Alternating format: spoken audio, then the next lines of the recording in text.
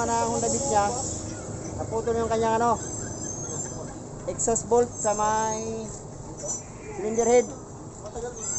Yan, isang taon na to na ano, hindi na tatanggal. Kasi naghahanap sila na mayroon papatanggal ng ano, na putol. Yan, pakita natin mga kabuknoy.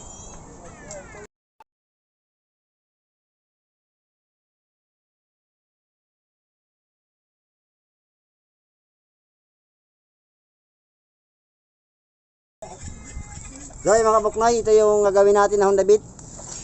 Matagol ng problema ng may-ari to, yung kanyang ano, tornilyo sa tambutso. Ayan. Naghahanap yung may-ari na may magpupull out na hindi nababaklas yung kanyang cylinder head.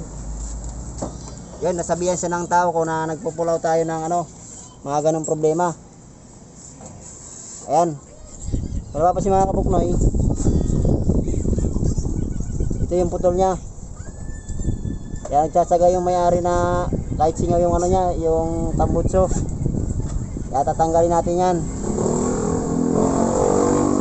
Nakadala sa mga kabuknoy, hindi ko na binabarinahan to pag mga ganitong ano, yung mga scooter type. Gagamit tayo ngayon ng ano, welding. I-weldingin natin to, hindi natin babarinahin. Bali, welding lang gagamitin natin ito. Pero bago ang lahat mga kabuknoy, tanggalin muna natin itong mga ano niya, bolt. Tanggalin natin tambutso, saka yung battery niya. Yan, tanggalin natin ang battery. Bali, binaklas ko na itong cover niya sa battery.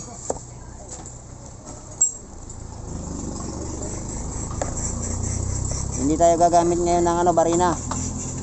Welding ang gagamitin natin. Mga ginagamit ko lang sa barina, yung mga sa Raider 150.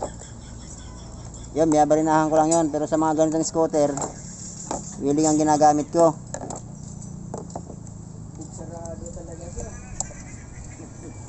Ayan, next natin yung tornilyo sa tambutso, yung 14 na sakit ang gagamitin natin. Yan, tanggalin muna natin to. Yan yung bolt sa tambutso. Next natin yung sa may ilalim na ano, nut sa tambutso rin niya, mayroon pa isa doon. Gis na yabi ang gagamitin natin o sakit.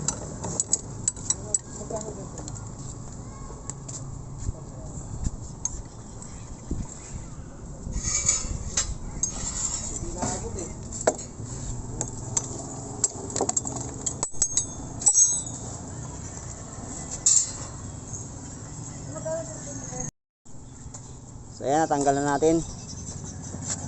Tanggalin yung tambutso niya.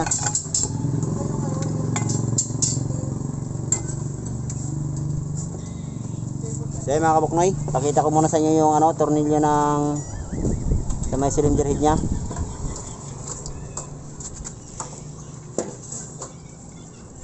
Ayan yung putol na natanggalin natin. Isang taon na raw ito na ano, hindi na nababaklas kasi kailangan pa raw ng machine shop to.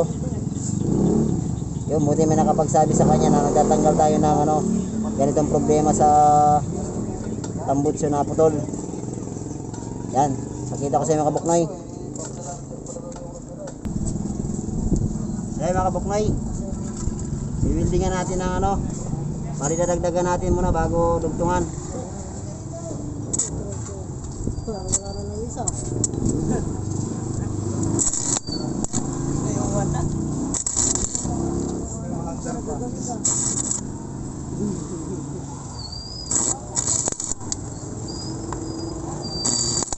Lapit na sa finish line yan ah. Ito yung mabot ko dito.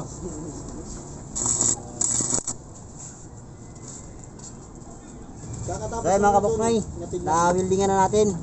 Ang gagawin natin mga kabuknoy, pukpukin muna natin. Natin lang yung motor sa baba. Medyo gugulatin na natin mga kabuknoy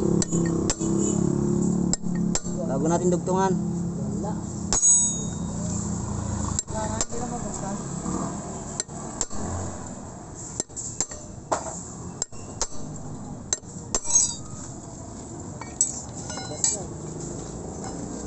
Kaya mga kabuknoy, saka natin dudugtungan ng pampihit.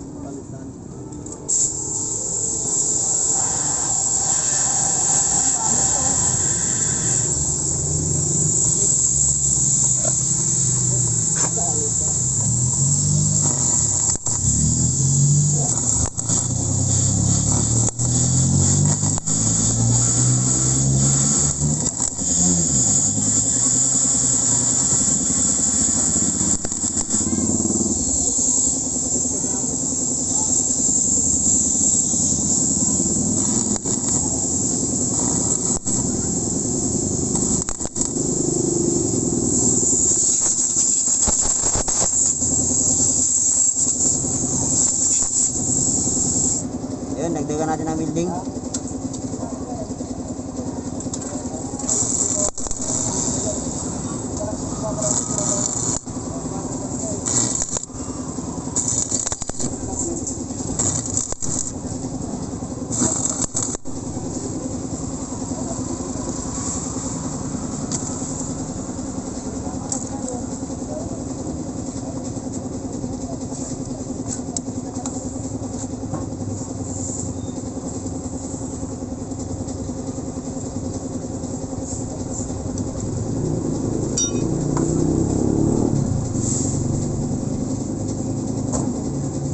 Yan, dahan-dahanin nyo lang mga kabuknoy. Dan, tagilid mo pa nga daw.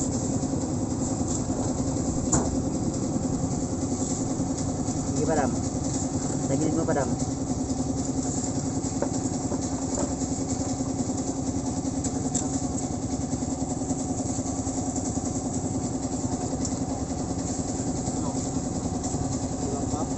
Hindi, okay na yan. Yan mga kabuknoy. Baka kasi mga kabuknoy, umiikot na siya.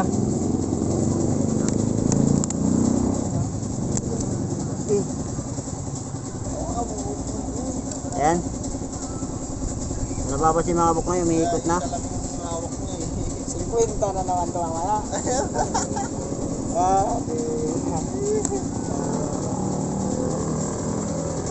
Ayan, ikutin nyo lang. Tinagal mo sabi ni Jerry niya.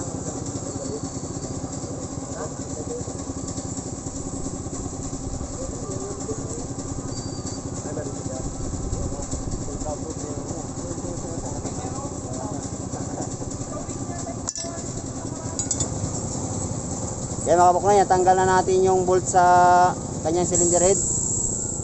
Nakaiwas si kuya sa gastos. Saka problema niya sa isang taon na naputol yung tornilyo niya. Ayan. Shoutout muna sa may-ari na problema doon sa sa tambutso niya. Kaya mga kabuknoy, hanggang dito lang muna kabuknoy. Sana na-share ko sa inyo mga kabuknoy kung paano magtanggal yung putol na tornilyo. Tara.